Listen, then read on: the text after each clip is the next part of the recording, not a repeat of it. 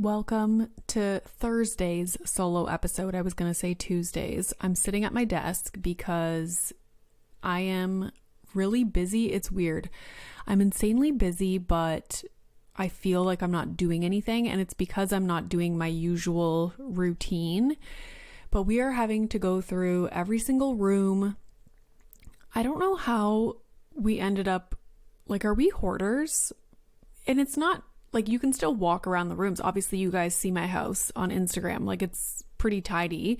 There's not that much stuff everywhere. But when you go into closets and open drawers, I'm just like, oh my God. So part of what I'm doing this week is trying to get a ton of work done because work stuff is insanely busy right now, but also go through drawers and cupboards and organize what is to be donated, what is just going in the garbage, and then what we're keeping. We're trying to get our house listed in the next couple weeks, and I don't want people to come look at the house and open a cupboard and be like, Jesus Christ. So that's what I'm trying to do. The cupboard that is above the coffee machine, I don't know if you guys know this about me, but I am a supplement hoarder. Sometimes I get sent them for partnerships or in PR packages, but I also seek out supplements as well because I listen to a lot of podcasts that are on wellness and sleep and all this stuff. So, and I also see a naturopath. And so depending on what we are trying to work on, for example, right now it's hormones. She will recommend supplements, and then I will go and get the supplements, and I am a supplement hoarder. I love supplements. Some people buy purses and shoes, and that's great. And then their closet is messy. I still have a messy closet, but it's all with not that nice of stuff. I don't really buy purses or shoes much. Supplements, yes, give me all the supplements. Speaking of which, let me just check in my drawer here because I did want to go over what we're working on for hormones. So I started seeing my naturopath for constipation and digestion stuff, and that I seem to understand how to manage that now with diet and, drinking a lot of water, having peppermint tea after dinner. I was trying the intermittent fasting thing to give my digestive system a rest. So typically we have dinner at 5:36, and then I would have a snack, usually something not good for digestion, like chips or, after Milo went to bed. So I stopped doing that for a while, and then I would push my breakfast until 10:30, 11. So it wasn't a crazy intermittent fasting thing. But I would just try and, if I was going to eat after dinner, I would have a bowl of grapes or an apple, something that was good for digestion, and then push breakfast to be a little bit later. But anyways, then I started looking into hormone stuff. And so now I've kind of had to take advice for hormone stuff and then mix it with advice for digestion, which depending on what you focus on, it's going to be different advice, and it's hard to keep up with everything. It's it takes a lot of mental energy and getting used to eating a certain way, a routine for digestion. And then now I had to add in some hormone stuff. So I'm always supposed to start off my morning with a glass of lukewarm water and lemon, but I do not do this. I've tried it a few times and I was okay, I just can't. I don't know what it is. And so when I did the podcast with Miranda, which was out on Tuesday, so go listen to it if you haven't listened to it. It's all about hormone health and our cycles, and it's incredible. All the things that we experience throughout the month that we don't really connect to our cycles, but it literally is because of how our hormones are going up and down, up and down.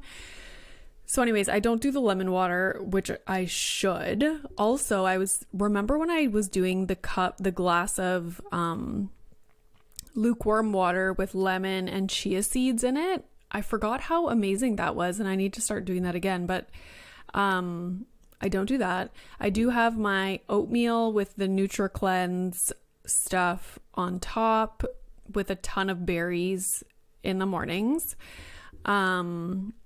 Supposed to start incorporating like smoothies with the protein powders, yoga, Pilates, which I've been doing. Also, it was interesting. So the second half of your cycle, you should be having a specific kind of omega-3. No. So the second half of your cycle, it is primrose oil. You can get it in like the capsules for the second half of your cycle. The first half of your cycle, which I'm in right now, is a different kind of omega-3. Like they just focus the primary kind of whatever in it is different and it's better for that time of your cycle. So primrose oil in the second half, and then omega-3 with, there's like a certain amount of the DHA that should be in it. I'll post what I use on Instagram. So there's that, which I found really interesting. And then because I was just taking the omega-3 from Symbiotica, which is really expensive, and I would just like pump it, it's a liquid, and I would pump it into my Athletic Greens every morning. And she looked at the ingredients and she was like, oh, you know, it's really lacking in this certain kind of omega, if that's even the right word. And so I would rather you take like this one at the beginning of your cycle and then just like a primrose oil in the second half of your cycle. And I was like, oh my God, so smart.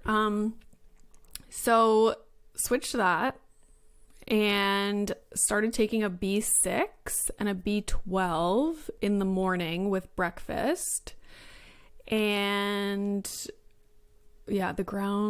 pumpkin seeds at the beginning, like day 1 to 14 is pumpkin seeds. And then the second half of the cycle is sunflower seeds and sesame seeds. So that's been interesting. And then also if you look on Pinterest, because everybody's like, how do you know what to eat for your cycle? Well, you can listen to Tuesday's episode with Miranda.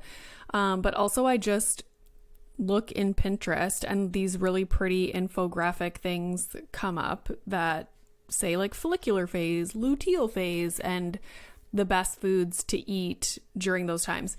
I for sure was not eating enough protein and was not getting enough high quality fats. So I try to eat a lot more protein now. So eggs, meats, because I'm the kind of person that if there's a vegan option on a menu, I will just get it. But I don't take supplements or eat other things to ensure that I'm getting a proper amount of protein.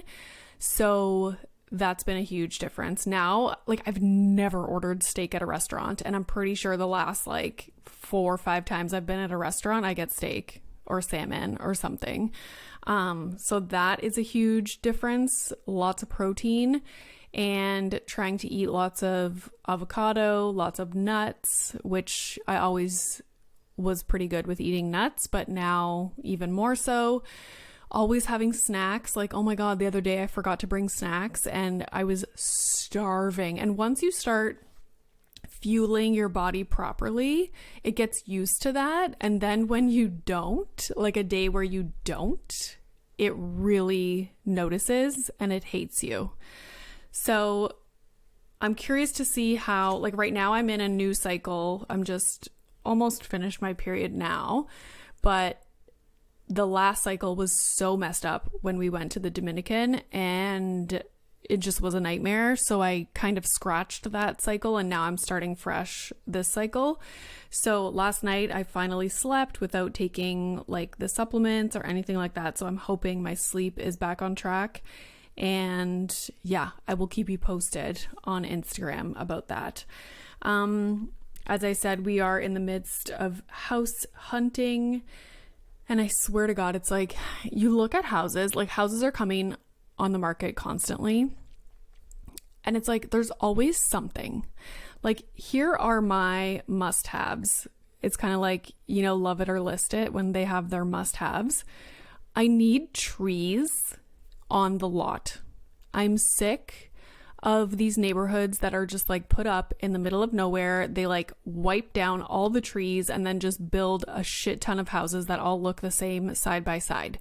I want trees and a decent yard. Okay. When I look out my backyard, especially, I don't want to be looking into my neighbor's house. So that is one of my must-haves. The backyard, trees, please. And extra bonus points if it's a neighborhood where, like a mature neighborhood, where there's trees everywhere. Like I love that. So, and I remember listening to an interview with Oprah, and she was like, how do you measure someone's like wealth or something like that? She was like, how many trees do they have? And I don't know if I made that up because I can't find it. I very well could have made that up. I grew up watching Oprah. Like I probably had dreams about Oprah and stuff like that, but I remember her saying that and it always sticks with me. So every time I see a house, I'm like instantly, I just like scroll, because my husband sends me houses all the time, and I just scroll to the bottom pictures, which is usually of the yard, and I'm like, there's no trees. Pass. Like, no. So that's a must-have. We also want to have either an unfinished basement that would be like it would be doable to finish it the way we want it, because our parents come and visit for like a week or two at a time, and I like that they have their own space. Like that's how it is in our current house. They stay downstairs. There's like a bedroom, a little living area. We have like a microwave and a kettle and teacups and a full bathroom. So that's really nice. So we want to make sure we can have that in the house that we choose. So basement is a must-have. And then it has to have the like the finishes have to be what we like. And by we, I mean what I like. We're not handy people at all. So it's not like I'm going to be like, oh, I'm going to paint the kitchen cupboards and like change the knobs and all that stuff. Like, no, the kitchen has to be nice, unless it's like, okay, we'll buy this house with the intention of gutting the kitchen and redoing it. But even then, like, we don't have time and patience and to pick stuff out and all that stuff. So I would rather just have a house that has the finishes that we like flooring, cupboards, stuff like that, bathrooms. The ensuite for the primary bedroom has to have a tub. I am such a bath person. I need to have a tub. And then we need an office, because obviously I work full time from home. I record podcasts all the time. I need to have an office that feels like an office, and it's not just like I'm in a bedroom, doing my stuff. I don't want it to feel like I'm in a bedroom. So no closet doors. Like I want a designated office, preferably on the main floor and not upstairs, not in the basement. So those are our biggest, that's like our must-haves for a house. And it seems we've seen a couple, but once we go look at them, there's something off. Last night it was the basement. Like the ceilings were so low and it was so cramped in the basement, and that's where the only office space was, and it just like did not work at all. The main floor was also like an odd layout. You couldn't really come in through the front door because there was absolutely no entrance. It's like you just walked into the kitchen. There was just things that don't work, but the finishes were ideal. Like I want that house, but just set up properly for us. The backyard was nice. The neighborhood was like mature with trees. Anyways, so we will continue house hunting and I will keep you posted. Quickly before I get into the work stuff, because so many people had so many good things to say when I put up that sticker on March 10th is when it was. I was like, I would love to know your guys' thoughts on like going back to work after being home with kids, resenting your partner for being able to like advance in their career and work full time while you're staying home, and so on and so forth. So I'm going to read some of your comments and then chat about them a bit. But first, I will tell you I am reading a new book. So I finished The Measure, which the concept of the book was very good, but I did find it to be a little bit too long. There were some stories that because it jumps back and forth to different characters, and some of the stories I was really invested in, but then some of the chapters was like a different story and I was less invested in it. I loved the ending to see how it kind of wrapped up. So this was the book where everyone wakes up one day and they have a box. You can look at your box, like what's inside the box, or you could not. And inside the box for everybody in the world, in the entire world, is a string. And the length of the string represents the length of your life.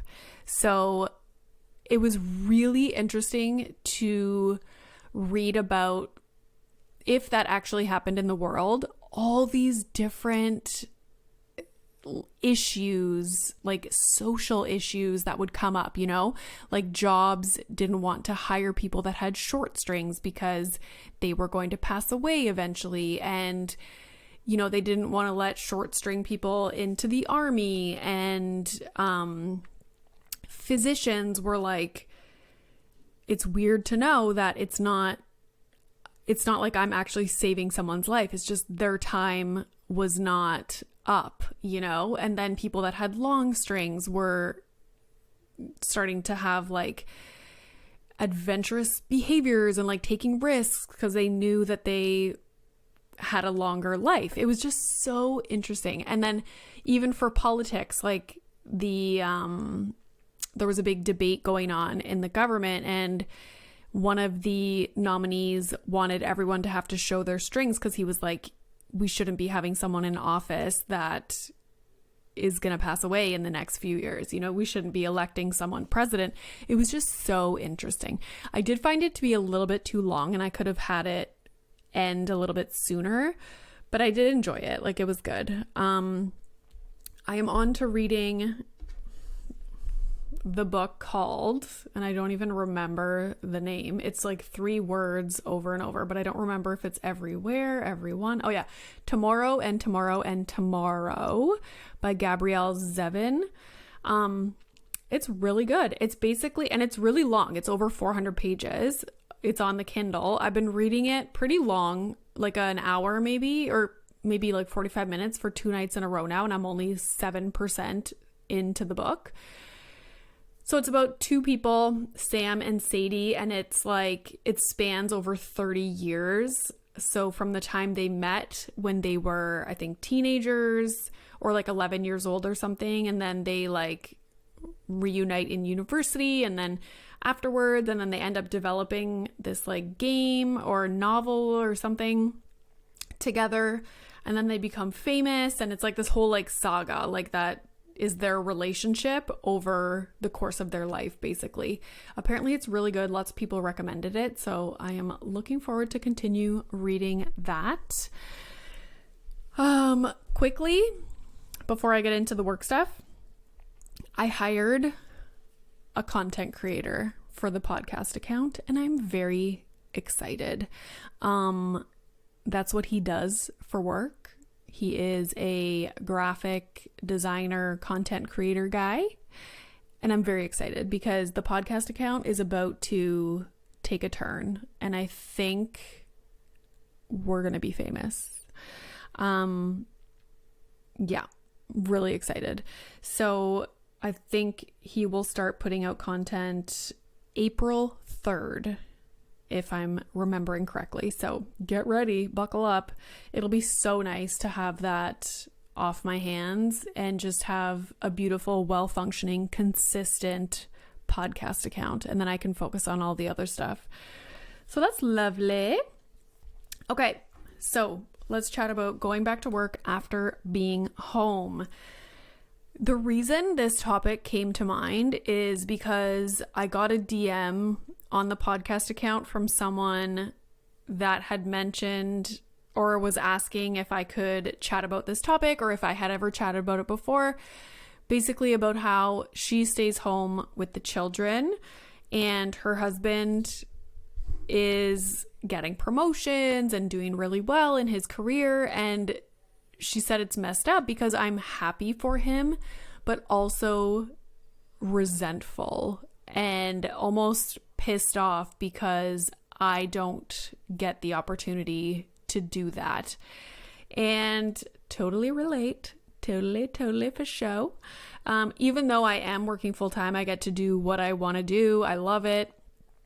I still can understand how she feels because my husband's job will always come first, which I struggle with that too. It's like I'm always the flexible one. If something happens, it's me that has to cancel everything and reschedule stuff. And even that can be difficult.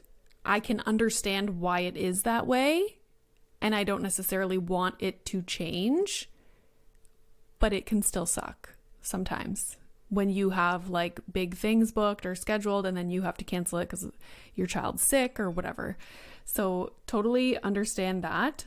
And I was talking with Emily Getz. I think her episode will be out at the end of April for Fertility Awareness Week. And I was saying how women or girls, whatever you want to call them, our whole life now, everything is about like get your education, like be independent, make money, get a good career, do something that you love, advance, get promotions.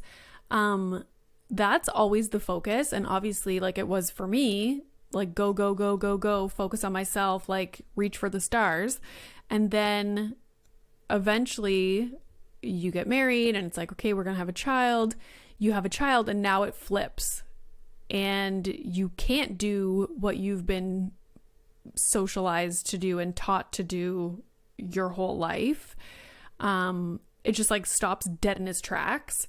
And I really struggled in maternity leave because it was like, go, work towards like, I was trying to finish my PhD and then it was like, have a baby, boom, stop. You're at home with a child. Which was really hard for me. So you go, career, education. Most of us are having children later in life now. We're like 34, 35. So we've already lived all these years as an independent adult.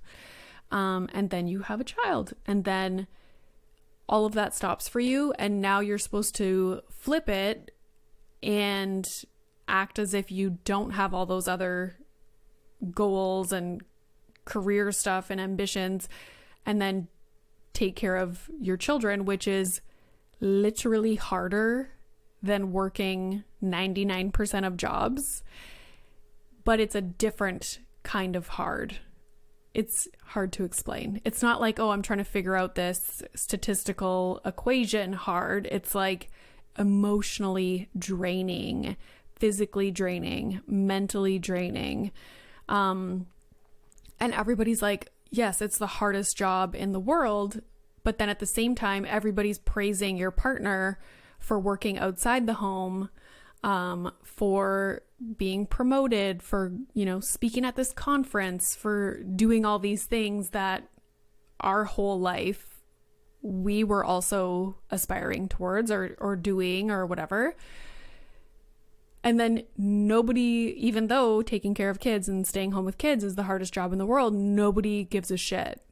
And it's not respected at all. Lots of people wrote in saying how they were almost embarrassed to tell people that they stay home with their kids because people look at them almost like, okay, like you just stay home with the kids, because that's not how society works anymore. It's like, no, you're supposed to be a badass career woman, and you're also supposed to be the number one mom in the world.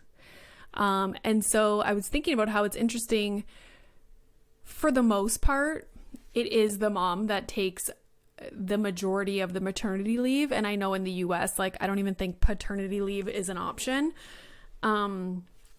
So oftentimes it's the mom that's staying home for maternity leave, which then kind of sets families up for the mom to be the default parent because they're spending the majority of their time doing childcare tasks when their partner comes home from work, unless it's a very intentional, I'm going to take things over. We're going to be 50-50 in the evenings and on the weekend. Like, it has to be very intentional. Otherwise, it's very easy for the mom, because most likely they're the ones taking maternity leave, to continue on with childcare and household tasks. So maternity leave almost sets us up to be the default parent.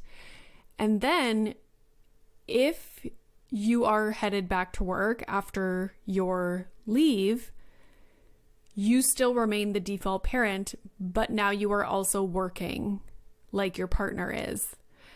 So that's where shit hits the fan. And now you're doing full-time work outside of the home, and you are also the default parent doing the majority of the childcare tasks, the mental load of childcare, the mental load of taking care of the home, grocery lists. Do we need this? Are we out of toilet paper? His shoes are getting too small. Oh, he forgot. And you're the flexible parent if your partner has a job that is not flexible. So you're the one that's home when they're sick. You're the one that's, running shoes to school if they forget their shoes. It's all the things. So I really, if people are listening to this and they're like pregnant or they're on maternity leave, I don't know why it's so hard for me to say maternity leave. You need to be intentional and let your partner take over, or have this conversation to have them take over in the evenings, take over on some weekends. And I don't mean like you're completely not involved, but I mean like they need to know what's going on with childcare and how to do it, because then when does the stay-at-home parent ever get a break? Ever. And a lot of people said they almost feel guilty, or like they can't ask their partner. So these were stay-at-home moms. They can't ask their partner, their husband, for help in the evenings or on weekends. Like they almost feel like they can't ask for help because they work outside of the home and make the money. And that breaks my heart, because that is not teamwork. That is not fair, because their job starts and ends, 9 to 5, whatever it is. Yours does not. So I think a lot of couples get into this mindset where it's like, your job is to work outside the home and make the money. My job is childcare and taking care of the house. So now the person that works outside the home goes and does their whatever 8-hour, 9-hour, 10-hour shift, comes home, and they feel as though they have no responsibility, like nothing to do, because that's not in their job description. They leave the house, do work, come home, and oftentimes that job that they have, that they go and do, will involve a lunch break, talking to adults, maybe some social aspects, perhaps some perks, like they get to go out for dinners, meetings, conferences.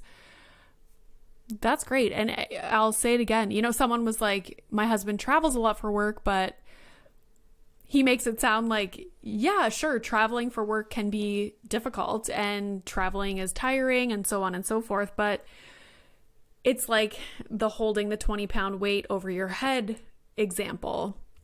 If you asked a stay-at-home mom that's taking care of little kids 24/7, if she would like to go travel and go to a conference, she would be like, fucking sign me up.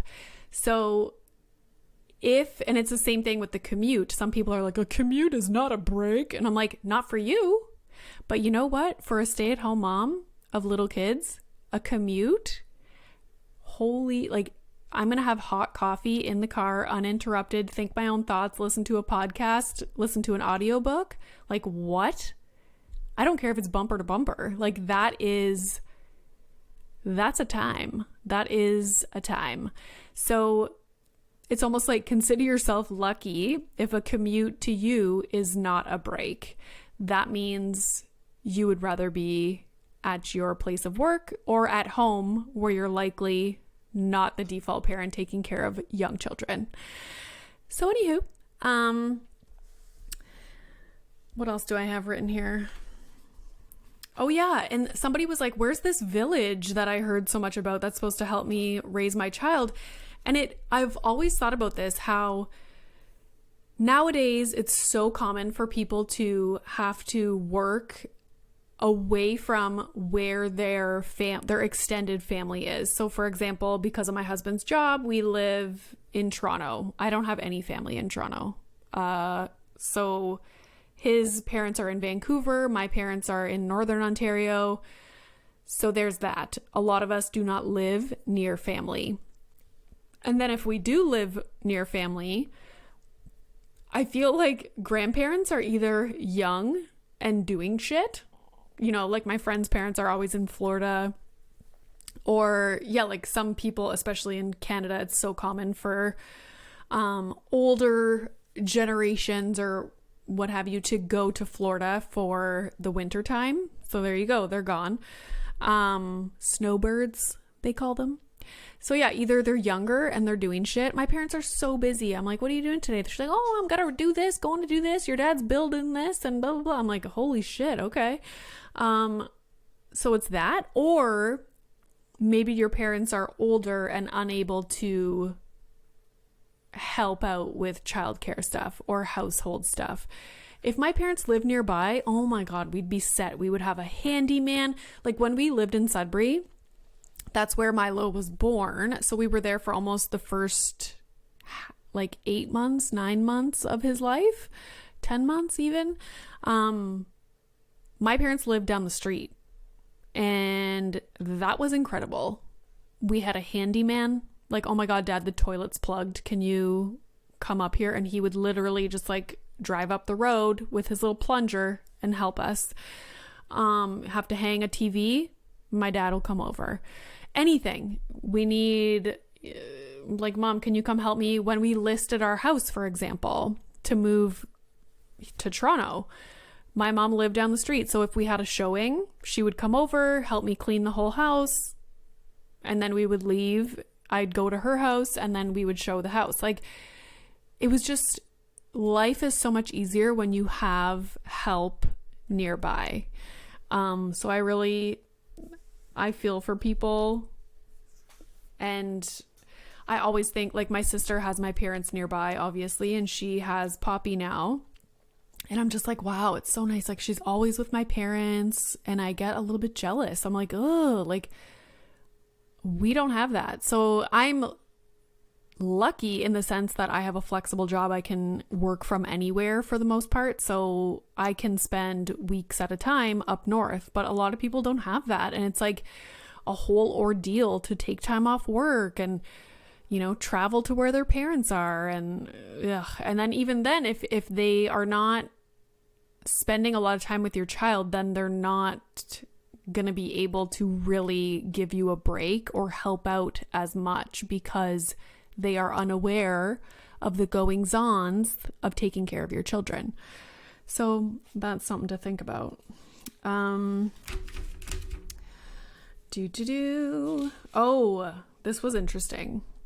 So somebody mentioned that her husband wanted another child, so they had a second child, but she's super resentful because it's her job that's affected, and he's able to just continue advancing in his career, getting all these opportunities, and it's her that's losing out on all these opportunities that she's seeing happen in her workplace because they had a second child.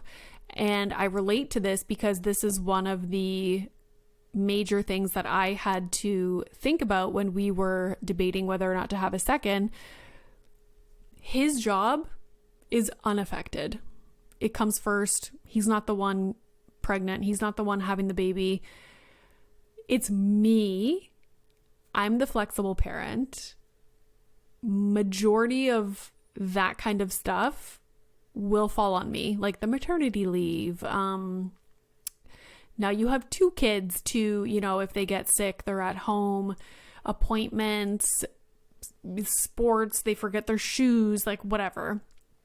So yeah, you have to think about that as well. Like, well, at least that's something that I thought about because I love what I do so much. I'm a busybody. I don't know. I really struggled with that part of it, especially because I'm the flexible one and my husband's job comes before everything. So yeah, that's part of the reason why we're moving, because he will be on call a lot less. It's going to be life-changing. So looking forward to that. Let's see, what else do I have? Oh, this was a different take. Somebody said she resents her husband for not having a career that will allow her to stay home with the kids. So there you go. Everyone's situation is different. I think I'll end it there. I'm happy I got this recorded. Oh my God, it's 4:00 on Wednesday. And this is what I look like. Oh, I'm on my washing hair 2 times kick. No, okay. Washing your hair 2 times a week, but you wash it 2 times in a row when you do wash it. So the last time I washed my hair was Saturday morning. I do the Way Detox shampoo and then rinse it. And then right after I do the Way regular medium hair shampoo. And then I do the conditioner. And it's incredible. So I'm trying to only do that twice a week. So today is Wednesday. So tomorrow I have a recording and I have a meeting. So I will tomorrow morning probably do the double wash again. But I almost made it a week. Like I washed my hair Saturday and then I'm going to wash it Thursday. So that's incredible. But that's also why I'm wearing a headband, because if you saw what my hair looked like, you would puke. So yeah. Good. Also, I took a video of me using my tongue scraper. So I'm going to show that eventually and link the tongue scraper, because so many people, when I shared about the tongue scraper last time, messaged me and they were like, can't you just do it with your toothbrush? Can't you just take your floss and like scrape your tongue with the floss? No, you can't. And I'll show you why. Anyways, I don't want you guys to think my tongue's disgusting, because it's not. Like, I just stuck my tongue out. It's not a disgusting tongue, but when I eat, and I'm pretty sure it's when I eat like bready things or sugary things throughout the day, my tongue is filthy in the evening. And it's funny because Claudia on the toast was saying that her tongue is worse in the morning. My tongue hardly has anything on it in the mornings, unless I drank coffee. Then when you do it, it's just like watery brown stuff that comes off. But that's also good for preventing your teeth from getting coffee stains, because you're getting the coffee out off your tongue, so it's not in your mouth all day. But yeah, in the morning my tongue is almost like clear, but on days where I eat sugary things, bread things, like maybe creamy things, oh my God, yuck. And so I just think about people who never scrape their tongue, and it makes me sick. Okay. And I lived most of my life not scraping my tongue. I only started doing this a few years ago. So like, there's still time for you guys. Okay. So anyways, stay tuned for that. I'll give a warning before I show the video, obviously, because it's not, I don't know the word. It's not, it should have a trigger warning. That's all I'm saying. So thanks so much for listening, guys. I'm going to go continue purging and clearing out the house, pick up Milo, eat some carrot cake, because that's my husband's favorite kind of cake. Well, that or red velvet. And I think he was sad that I didn't get him a cake yesterday because we were gone looking at a house. Anyways, it was a whole thing. So I got him balloons and a cake. So we will enjoy that. And I got to catch up on Big Brother. So yeah, thank you for listening. And I hope your children sleep tonight